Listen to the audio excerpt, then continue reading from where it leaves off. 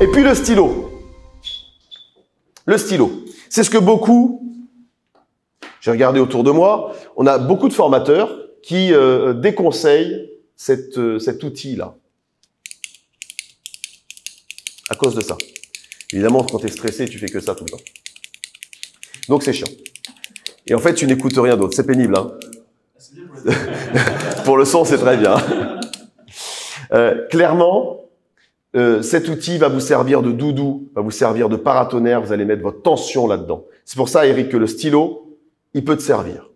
Il va te servir aussi à une chose. Alors attention, hein, vous ne touchez pas au capuchon. Je vous dirais quoi éviter d'autre aussi, mais il va aussi vous servir à une chose, c'est à parler avec les mains. Ok ? Si vous avez un stylo, vous mettez pas les mains dans les poches, vous mettez pas les mains dans le dos, vous allez parler avec les mains parce que vos mains sont devant. Tu prends quelque chose dans la main, tu as forcément besoin de le mettre devant.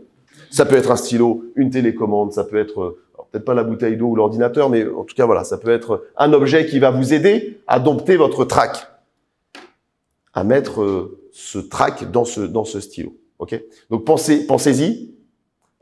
Si ça peut vous aider, si ça vous aide pas, Eric, je sais pas si toi ça t'aide le stylo. Alors, tenir, plutôt quelque chose de tenir.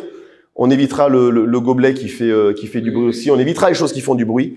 Attention à ce que ce soit pas quelque chose que tu manipules trop non plus, parce qu'un stylo peut vite te faire n'importe quoi en fait.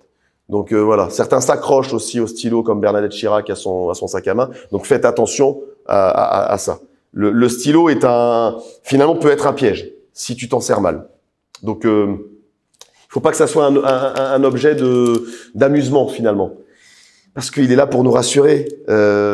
C'est comme les bagues, hein, pour ceux qui ont des bagues, des bracelets, des montres, tous ces objets-là qui vont nous rassurer, mais qui vont malheureusement trahir notre malaise. Comme si je te parle comme ça. Là aussi, je vais trahir mon malaise.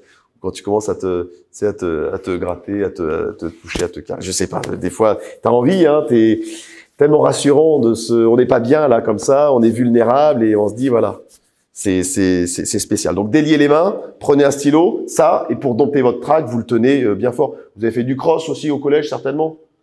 T'as fait du cross toi, Eric? Tu faisais du cross, de la course à pied? Course à pied, ouais. Ouais. On t'a pas dit prends un caillou quand t'as un point de côté? Non, il dit prends un caillou. Prends un caillou, mais du côté où tu as ton point de côté. Bon. Et il se trouve qu'en serrant bien fort le caillou, le point de côté s'en va. C'est une grosse connerie. C'est une grosse connerie.